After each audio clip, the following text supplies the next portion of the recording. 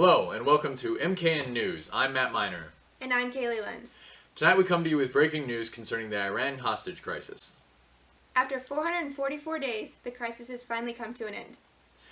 Hours after President Reagan's inauguration, we received word that the hostages were being released from the U.S. Embassy in Tehran.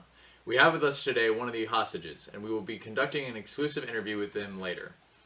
In July of 1979, the followers of Islamic cleric Ayatollah Khomeini forced the Shah of Iran to disband his government. After a coup in Iran, the Shah fled the country and was eventually taken in by the U.S. so he could receive treatment for a deadly disease.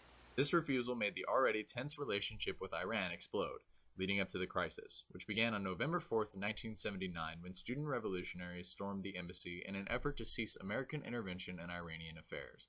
They occupied the embassy and took 66 hostages. After a short period of time, 13 were released.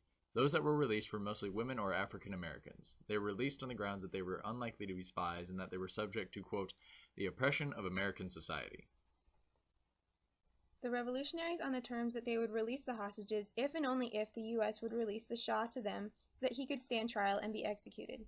Former President Carter refused to release the Shah, however, he did keep open negotiations with the Iranian revolutionaries.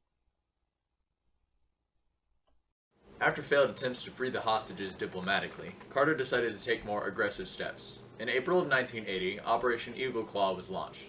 This rescue was a failed attempt due to a severe sandstorm which caused the U.S. military helicopters to malfunction.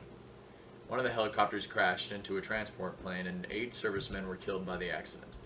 Their bodies were recovered by the revolutionaries and were paraded through Tehran in an effort to display their presumed victory. After this incident, no further military attempts were made.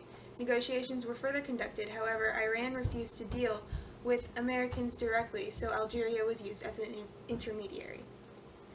Iran would release the hostages under the terms that the U.S. would unfree $7.9 billion of Iranian assets, not to interfere with Iranian internal affairs, and that the U.S. would help grant Iran immunity from lawsuits pertaining to the crisis. A deal was eventually struck and the 53 remaining hostages were released. This whole affair has made the U.S.'s relationship with Iran extremely tense. This has left the perception that the U.S. is weak and has led to other incidents where Americans have been taken hostage. We have with us now one of the hostages to speak about his experience and to answer some questions. Nathaniel, welcome to the broadcast. We're so happy you're here with us today. Thank you, Kaylee. What was your experience like during the storming of the embassy? Well, there were people that were armed and outside starting to climb the wall of the embassy. My coworkers were quickly trying to shred any valuable documents. We barricaded the doors to give us more time, but the revolutionaries climbed to the roof of the building. They soon broke through the door and took us hostage. So what was it like during your 444 days in captivity? During the first month, I was tortured and stripped of my dignity and freedom. I spent time in solitary confinement and shackled in handcuffs a lot. The food that they provided wasn't good, and I didn't receive any very often. They not only physically abused us, but they tortured us verbally. After hearing them insult me, it only made me more determined not to cooperate with them. When I realized that our captivity could last for a long time, I sort of braced myself for anything that was to come. You could say that I put up a guard and turned the other cheek. How did you occupy yourself? To keep myself occupied, I thought about things most of the time. I ran through scenarios in my head. I developed a daily routine, too. So what was it like returning home? The emotion is truly indescribable. We were blindfolded in shackles and loaded onto buses. I had no idea where we were going. For a moment, I thought they were all taking us to be executed. Suddenly, the bus stopped, and we were removed of our blindfolds and shackles. It was then I realized that we were at Mirbat Airport. We all started embracing right then and there. I was still wondering because I saw that the Iranians had rocket launchers, and I was afraid that once we were in the air, they were going to shoot the plane down. We all got on the plane, and we didn't know what to expect.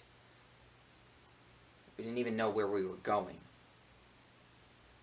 Several hours later, we all heard the pilot say, "Ladies and gentlemen, you've just entered the United States airspace. The cabin of the plane was shaking with the roar of the people. I couldn't believe it. I was home. How do you think the U.S. handled the crisis? I wish they had concluded diplomatic talks much sooner and been more willing to compromise. However, I am glad they did not continue to use force and allow more bloodshed. Well, we're glad to have you back in the States, Nate. Thank you for coming on the show. Thank you. Well, they're all back on American soil, folks. The Iranian hostage crisis is finally over. Once again, I'm Matt Miner. And I'm Kaylee Lenz. Thank you for joining us with MKN News.